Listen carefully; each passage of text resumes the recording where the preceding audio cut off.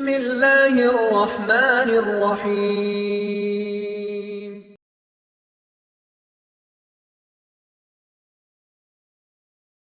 அல்லாஹ்வுடைய தூதர் முஹம்மது ரசூலுல்லாஹ் ஸல்லல்லாஹு அலைஹி வஸல்லம் சொன்னார்கள், திக்ர் உள்ளத்துக்கு மன நிம்மதியை ஏற்படுத்தும். கவலையா அஸ்தக்ஃபிருல்லாஹ் அஸ்தக்ஃபிருல்லாஹ் அஸ்தக்ஃபிருல்லாஹ். துன்பம் ஏற்படுகிறதா சுப்ஹானல்லாஹ் சுப்ஹானல்லாஹ் சுப்ஹானல்லாஹ். பிரச்சனை, தவிக்க முடியாத பிரச்சனைகள், பள்ளிக்கு செல்லுங்கள், தனிமையில் உட்காருங்கள், அல்ஹம்துலில்லாஹ் அல்ஹம்துலில்லாஹ் அல்ஹம்துலில்லாஹ். யார் தனிமையில் உட்கார்ந்து அல்லாஹ்வை நினைத்த காரணத்தால் அவர்களுடைய கண்களிலிருந்து கண்ணீர் பீரிட்டு ஓடியதோ, நாளை மறுமையில் அர்ஷின் நிழலில் அல்லாஹ் அவருக்கு நிழலளிப்பான். திக்ர், அலா பிதிக்ரில்லாஹி தத்மைனுல் குலூப். இது முஃமின்களுக்கு. இன்று பல முனாஃபிக்குகளுக்கு, முஸ்லிம் என்ற போர்வையில் இருக்கக்கூடிய பலருக்கு மன நிம்மதி எதில் தெரியுமா? எதில்? மியூசிக். மியூசிக், சினிமா பாடல்களை அவர்களுடைய காதுகள் கேட்பது நிம்மதி. எதை அல்லாஹ் சபித்தானோ, எதை தூதர் சபித்தார்களோ, அது இன்று முஸ்லிம்களுக்கு ஹலால். என்ன ஒரு சமூகம் இது! யார் காட்டிய வழிமுறை? சினிமாவில் இருந்து என்று முஸ்லிம்களை பிரிக்க முடியவில்லை.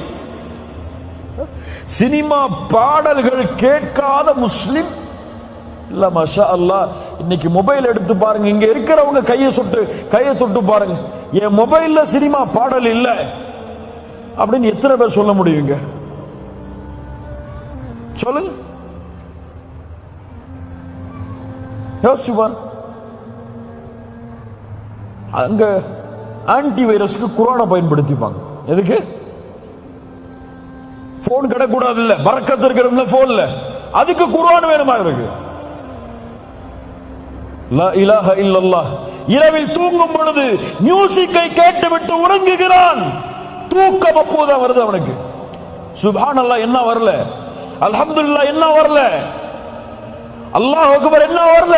காதுல ஹெட்போனை மாட்டி மியூசிக்கை கேட்டாதான் வருதுன்னா, அவர்களிடத்திலே சொல்லுகிறேன், உங்கள் கல்பு செத்து விட்டது. ரப்பிடத்திலே கல்பை கேளுங்கள். உடல் மட்டும்தான் உயிரோடு இருக்கு. ஹராமில் இன்பம் கண்டால் உடல் உயிரோடு இருக்கிறது, உள்ளம் செத்து விட்டது. உள்ள உயிரோடு இருந்தா ஹராம கேட்டா வெறுக்கும், அருவருப்பு தன்மை ஏற்படும். இதை விட்டு ஓடணுமே என்ன ஏற்படும்? சஹாபாக்கள் சொல்லுவார்கள், இசையும் குர்ஆனும் ஒரே காதில் ஒன்று சேராது. திக்ர், அல்லாஹ்வை நினையுங்கள். குறைஞ்சு போச்சுங்க. தொழுக முடிச்சிட்டு அல்லாஹ்வுடைய தூதர் சொன்ன திக்ரை சொல்லிட்டு எழுந்திருக்கிறதுக்கு எத்தனை பேருக்கு டைம் இருக்கு? அவ்வளவு பிஸி அவங்க. யாரா முதல்ல வெளியே போறது, வெளியே போனா யாருக்கு அவார்டு கொடுப்பாங்க நிலைமையில பள்ளியில தொழுத காலி. எப்போ இமாம் இக்ராம சொல்லி ருக்குவுக்கு போவாரோ ஓடி வந்து தொழுதுவார். முன்னாடி வந்து உட்கார்ந்து அல்லாஹ்வை திக்ர் செய்யணும், அல்லாஹ்வை நினைவு கூறணும் அப்படிங்கிற திக்ர் எல்லாம் குறைஞ்சு போயிடும். முனாஃபிக் யார் தெரியுமா? முனாஃபிக் யார் தெரியுமா? குர்ஆனில் அல்லாஹ் சொல்லக்கூடிய தன்மை, அல்லாஹ்வை குறைவாகவே திக்ர் செய்வார். யாருங்க பெரியவங்களே, யாருங்க தாய்மார்களே, யார் இவன்? அல்லாஹ்வை குறைவாக திக்ர் செய்பவன் முனாஃபிக்.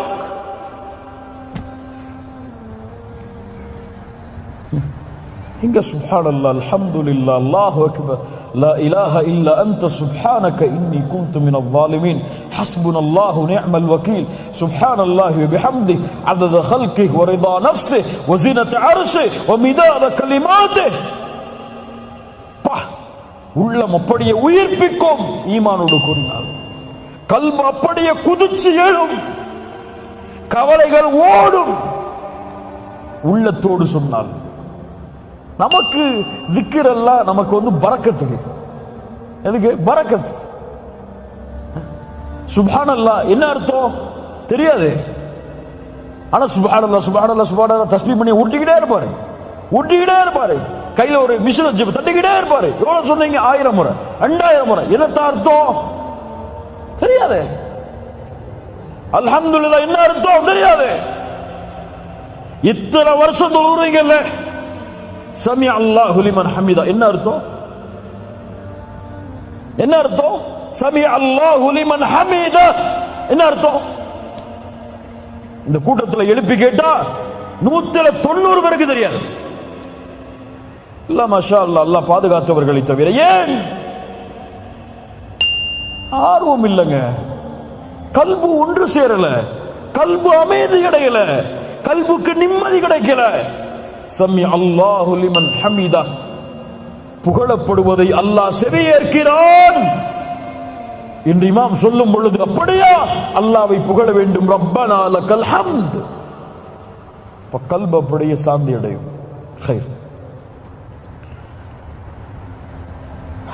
இந்த 10 கவலைகளை நீக்கக்கூடிய வழிகள். இதை செய்தால் அல்லாஹ் நம்முடைய கவலைகளை நீக்குவார்.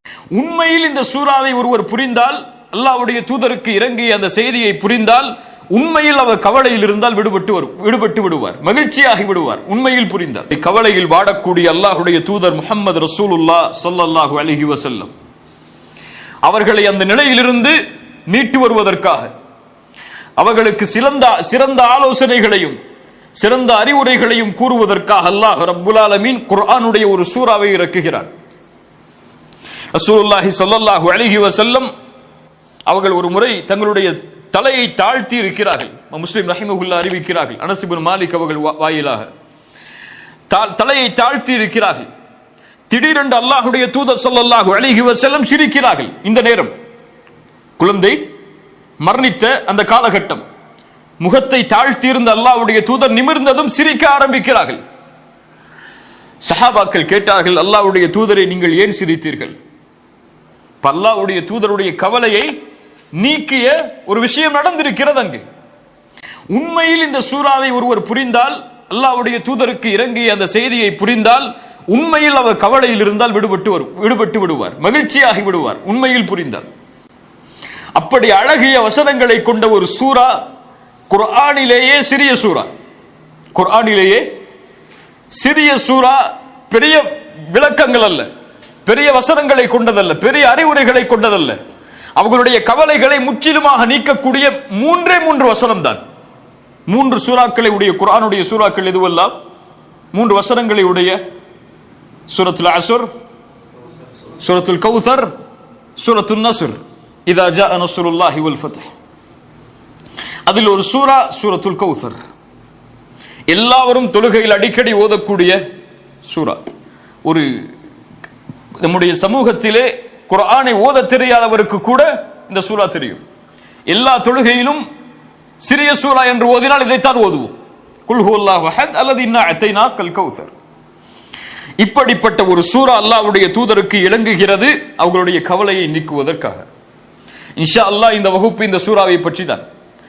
இந்த சூராவுடைய அர்த்தமும் விளக்கமும் எமக்கு இப்போது கற்பிக்கப்படும். எம்முடைய மரணம் வரை இன்ஷா அல்லாஹ் மறக்காது, இதை உறுதியாக படித்தால். அல்லாஹ் ரப்புல் ஆலமீன் இதில் எமக்கு உறுதியை தருவானாக. பிஸ்மில்லாஹிர் ரஹ்மானிர் ரஹீம். அல்லாஹ் இறக்குகிறான், அல்லாஹ்வுடைய தூதர் சொல்கிறார்கள், அல்லாஹ் இறக்கிறான் இந்த சூராவை. இன்னா அத்தைனாக்கல் கௌசர் ஃபஸல்லி லிரப்பிக வன்ஹர் இன்ன ஷானியக ஹுவல் அப்தர். அவ்வளவுதான். இதை ஓதியவுடன் அல்லாஹ்வுடைய தூதர் சிரிக்க ஆரம்பிக்கிறார்கள். அவர்களுடைய கவலை எல்லாம் நீங்கி விடுகிறது. அவர்களுடைய முகம் சந்திரனை போன்று பிரகாசமாகி விடுகிறது. அனஸ் இப்னு மாலிக் சொல்கிறார்கள், 3 வரிதான் தன்னுடைய ரப்பு தனக்கு சொல்லக்கூடியது. அல்லாஹ் ரசூலுக்காக மட்டுமே இறக்கிய சூரா. யாரை பத்தியும் இங்க பேசல, யாரை பத்தியும் இங்க பேசல. நபியே, இது உங்களுடைய சூரா, உங்களுக்காகவே இறக்கப்பட்ட சூரா. இன்னா அத்தைனாக்கல் கௌசர். இன்னா என்ற அரபி மொழியில் என்ன அர்த்தம்? நிச்சயமாக நாம், உறுதியாக நாம். இன்னா, இன்னி, அன, இந்த 3 ஒரே அர்த்தம் தான். அல்லாஹ் ரப்புல் ஆலமீன் இன்னி என்ற வார்த்தையை பயன்படுத்துவான் அவனை பற்றி அவன் சொல்லும் பொழுது. இன்னனி அனல்லாஹ், நான் அல்லாஹ், நிச்சயமாக நான் தான் அல்லாஹ். லா இலாஹ இல்லா அன, என்னை தவிர வணங்க தகுதியானவன் யாரும் இல்லை என்று இன்னி அன என்ற வார்த்தை அல்லாஹ் அவனோடு சேர்த்து பயன்படுத்துவான், அவனை பற்றி சொல்லுவதற்கு பயன்படுத்துவான். ஆனால் இன்னா என்றால் அவனுடைய படைப்புகளை பற்றி அல்லாஹ் சொல்லும் பொழுது, அவனுடைய செயல்களை பற்றி அல்லாஹ் சொல்லும் பொழுது இன்னா என்ற வார்த்தை அல்லாஹ் பயன்படுத்துவான். இன்னா நஹ்னு நஸ்ஸல்னா ذிக்ர் வ இன்னா லஹு லஹாஃபிதூன். நாம் தான் இந்த குர்ஆனை இறக்கினோம், நாம் தான் இதை பாதுகாப்போம்.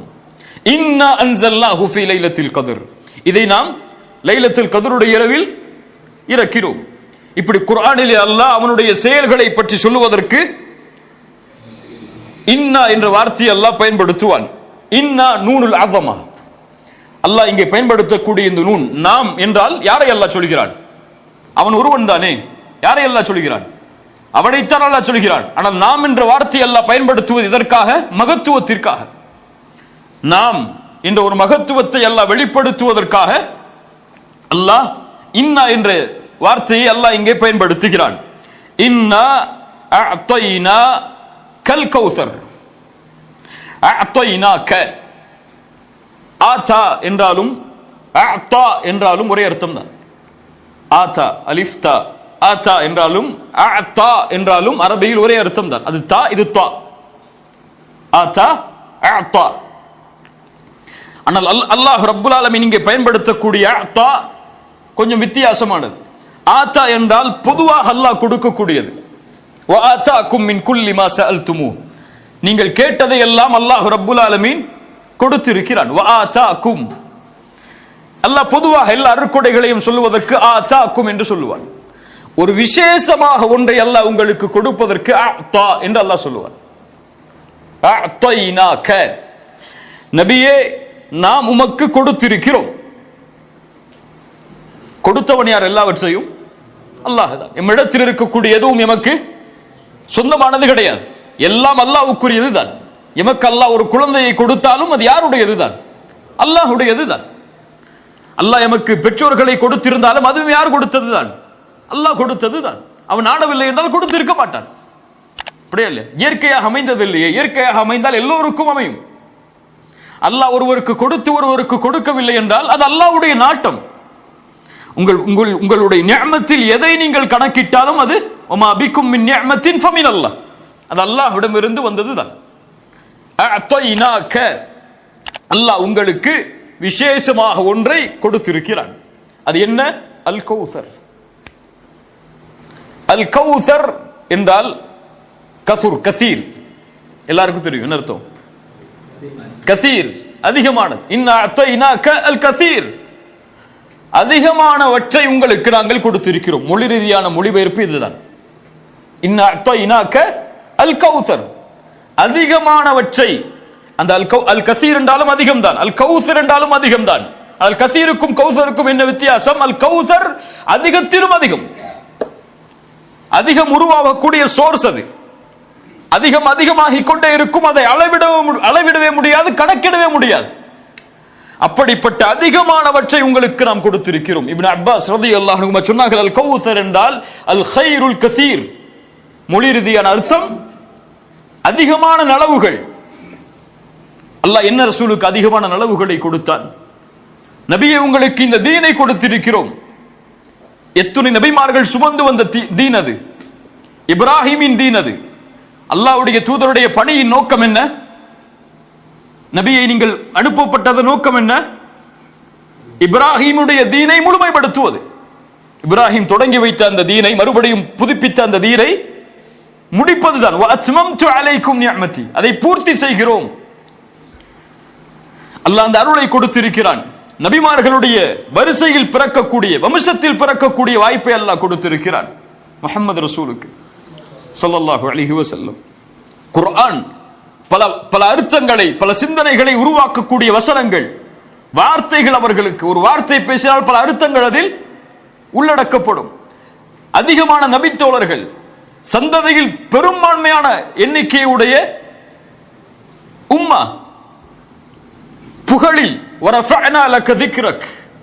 ஒவ்வொரு நாளும் தூதருடைய புகழை அல்லாஹ் உயர்த்தி கொண்டே இருக்கிறான். ஒவ்வொரு நிமிடமும் உயர்கிறது. அஷ்ஹது அன்ன முஹம்மது ரசூலுல்லாஹ் என்ற சாட்சியின் மூலமாக. இப்படி எல்லாவற்றிலும் நபியை உங்களுக்கு அல்லாஹ் அதிகரிப்பை கொடுத்திருக்கிறான். அஅதைனாக அல் கௌசர். ஆனால் அல் கௌசருடைய வடிவம் என்ன? மொழி ரீதியான அர்த்தம் அதிகரிப்பு. அல் கௌசருடைய வடிவம் அல்லாஹ்வுடைய தூதர் ஸல்லல்லாஹு அலைஹி வஸல்லம் சொன்னார்கள், ஃபஇன்னஹு நஹருன், அது ஒரு ஆறு. அல்லாஹ் ரப்புல் ஆலமீன் அதை எனக்கு மறுமையில் வாக்களித்திருக்கிறான். சொர்க்கத்தில் அல்லாஹ் எனக்கு வாக்களித்திருக்கிறான். அதனுடைய பாத்திரங்கள், கிண்ணங்கள் நட்சத்திரங்களுடைய எண்ணிக்கையை போன்றது, அளவிடவே முடியாது. அல்லாஹ்வுடைய தூதர் சொன்னார்கள், அல்லாஹ் ரப்புல் ஆலமீன் சொர்க்கத்திலே வாக்களித்த ஆறு அது. அதனுடைய நிறம் பாலை விட வெண்மையானது, தேனை விட சுவையானது. அதிலிருந்து ஒருவர் ஒரு சொட்டு தண்ணீரை அறிந்து விட்டால் அதற்கு பிறகு தாகமே அவருக்கு ஏற்படாது. அவர் வாழும் வரை தாகமே அவருக்கு ஏற்படாது. அல் கௌசர் என்று சொல்லும் பொழுது ஒன்றை சேர்த்தே சொல்லுவோம். என்ன சேர்த்து சொல்லுவோம்? ஹவுதுல் கௌசர். ஹவுத் என்றால் என்ன? அல் கௌசர் என்றால் என்ன? அல் கௌசர் ஒரு ஆறு. இது எங்கே இருக்கும்? சொர்க்கத்திலே. ஹவுத் என்றால் கௌசருடைய தடாகத்திலிருந்து தண்ணீர் வடிந்தோடி மஹ்ஷரில் மக்கள் எல்லோரும் ஒன்று கூட்டப்பட்டிருக்கும் பொழுது எல்லா நபிமார்களுக்கும் ஒவ்வொரு தடாகம் இருக்கும். அது அல்லாஹ்வுடைய தூதருடைய சமூகத்தின் தடாகத்திற்கு கௌசருடைய ஆற்றிலிருந்து நீர் கொண்டு வரப்படும். மஹ்ஷரில் அதிகமான வெப்பம் தாக்கும் பொழுது, சூரியன் ஒரு மைல் தூரத்தில் நிற்கும் பொழுது, சிராத்துடைய பாலத்தை மனிதர்கள் கடப்பதற்கு முன்னால் அல்லாஹ்வுடைய தூதர் ஸல்லல்லாஹு அலைஹி வஸல்லம் அந்த ஹவுதுடைய வாசலில் நிற்பார்கள். அந்த ஆற்றுடைய முனையில் அதிலிருந்து அவர்களுடைய சமூகத்துடைய எல்லோருக்கும் அல்லாஹ்வுடைய தூதர் தண்ணீரை எடுத்து கொடுப்பார்கள். ஹவுதுல் கௌசரில், ஹவுதில் நாளை மறுமையில் முஸ்லிம்கள் தண்ணீர் அருந்துவார்கள். அல்லாஹ்வுடைய தூதருடைய சமூகம் தண்ணீர் அருந்தும். அந்த தண்ணீரை அருந்தினாலும் அதற்கு பிறகு தாகமே ஏற்படாது. அல்லாஹ் ரப்புல் ஆலமீன் மஹ்ஷரில் முஸ்லிம்களுக்கு அல்லாஹ் ரப்புல் ஆலமீன் வாக்களித்த ஒன்று ஹவுத். கௌசர் என்றால் அது ஒரு ஆறு, ஹவுத் என்றால் தடாகம். அல்லாஹ்வுடைய தூதர் ஸல்லல்லாஹு அலைஹி வஸல்லம் இந்த வசனத்திற்கு விளக்கம் சொன்னார்கள். அல் கௌசர் என்றால் அது ஒரு ஆறு, அல்லாஹ் இதை எனக்கு வாக்களித்திருக்கிறான். பல ஹதீஸில் அல்லாஹ்வுடைய தூதர் அதை விளக்குகிறார்கள். இன்னா அத்தைனாக்கல் கௌசர், நபியே நாம் உங்களுக்கு கௌசரை கொடுத்திருக்கிறோம். என்ன அல்லாஹ் ரப்புல் ஆலமீன் இதன் மூலமாக பாடமாக கற்பிக்க வருகிறான் என்றால், அல்லாஹ் ரப்புல் ஆலமீன் இந்த வசனத்தில் அல்லாஹ்வுடைய தூதர் இழந்ததை சொல்லவில்லை, அல்லாஹ்வுடைய தூதர் பெறப்போவதை சொல்லுகிறான். நபியே உங்களுடைய மகனுடைய இறப்பு செய்தி என்று அல்லாஹ் எதையும் முன்வைக்கவில்லை. அல்லாஹ் இதை சொல்கிறான், கொடுத்து விட்டோம், முடிஞ்சு போச்சது. நீங்க பிறப்பதற்கு முன்னதாகவே அல்லாஹ் உங்களுக்காக அதை தயாரித்து விட்டான். அல்லாஹ் ரப்புல் ஆலமீன் அல்லாஹ்வுடைய தூதருக்கு, நபியே நீங்கள் இழந்ததை குறித்து கவலைப்பட தேவையில்லை, அல்லாஹ் ரப்புல் ஆலமீன் உங்களுக்கு கொடுக்க இருப்பதை நினைத்து பாருங்கள். அல்லாஹ் உங்களுக்கு கொடுக்க இருப்பதை நினைத்து பாருங்கள். நீங்கள் கவலையில் வாடிவிடக் கூடாது. உங்களுக்கு இருக்கக்கூடிய பொறுப்பு மேன்மையானது. ஒரு சிறிய பாலைவனத்தில் ஒரு குறைஷி குடும்பத்தில் எதிர்ப்புகளோடு வாழ்ந்து கொண்டிருக்கக்கூடிய நீங்கள் செய்ய வேண்டிய காரியம், இந்த உலகமே உங்களை திரும்பி பார்க்க வேண்டும். ஷாம், பாரிஸ் போன்ற மிகப்பெரிய நாடுகள் எல்லாம் உங்களுடைய பெயர்களை கேட்டால் நடுங்க வேண்டும். உங்களுடைய முஸ்லிம் படை உலகமெல்லாம், சைனா, இந்தியா போன்ற நாடுகள் எல்லாம் பறந்து விரிய வேண்டும். நீங்கள் கொண்டு வந்திருக்கக்கூடிய இந்த செய்தி உலகமெல்லாம் சென்றடைய வேண்டும். நீங்கள் கவலை அடையக்கூடாது. உங்களுடைய நோக்கம் பெரிது, அதை நோக்கி செல்லுங்கள். சுப்ஹானல்லாஹ். குர்ஆன் கொள்கைக்கு வழிகாட்டுவதற்கு மட்டும் இறக்கப்பட்ட வார்த்தைகள் அல்ல. குர்ஆன் ஹலால் ஹராமை மட்டும் விளக்குவதற்கு சொல்லப்படக்கூடிய வசனங்கள் அல்ல. குர்ஆனுடைய வசனங்கள் எமோஷன் அப்படி திருப்பி போட்டுரும். அல்லாஹ்வுடைய தூதருடைய அப்படியே அந்த நெகட்டிவ ஒரே ஒரு 3 வசனங்கள் முழுவதுமான ஒரு பாசிட்டிவா மாத்தும். அல்லாஹ்வுடைய தூதர் மாறுகிறார்கள். அப்படி இது குர்ஆனுடைய வழக்கம். அல்லாஹ் ரப்புல் ஆலமீன் எங்கெல்லாம் சோதனைகளை குறித்து சொல்லுவாடோ அங்கெல்லாம் அல்லாஹ் ரப்புல் ஆலமீன் இதை சொல்வான். அல்லாஹ்வுடைய வசனத்தை நினைத்து பாருங்கள். வைத் கால மூசா லிகௌமி, இப்ராஹிமுடைய 7வது 6வது வசனம் அல்லாஹ் கூறுகிறான், நபி மூசா தன்னுடைய சமூகத்திற்கு சொன்னார், உத்குரு நிஅமத்தல்லாஹி அலைக்கும், அல்லாஹ் உங்களுக்கு செய்த அருளை நினைத்து பாருங்கள். இது அன்ஜாக்கும் மின் ஆலி ஃபிர்அவுன், ஃபிரௌனிடமிருந்து உங்களை பாதுகாத்திருக்கிறான் அல்லாஹ். பனி இஸ்ரவேலர்களே, உங்களுடைய ஃபிரௌனிடமிருந்து உங்களை பாதுகாத்திருக்கிறான். யஸூமூனக்கும் ஸூஅல் அதாப், உங்களுக்கு இழிவான வேதனைகளை அவன் தந்தான். யுதப்பிஹூன அப்னாஅக்கும், உங்களுடைய ஆண் குழந்தைகளை எல்லாம் அவன் அறுத்தான். அல்லாஹ் சொல்கிறான். தபஹ் என்றால் திபஹ் என்றால் அறுத்தல். யுதப்பிஹூன அப்னாஅக்கும், கொல்லவில்லை, அவன் கரத்தால் அறுத்தால் ஆண் குழந்தைகளை. வயஸ்தஹ்யூன நிசாஅக்கும், பெண்களை எல்லாம் வாழ வைத்தான். வஃபீ ذாலிக்கும் பலாஉம் மிர் ரப்பிக்கும் அஸீம், அல்லாஹ்விடம் இருந்து வந்த மிக மகத்தான சோதனைகள் இவைகள் எல்லாம்.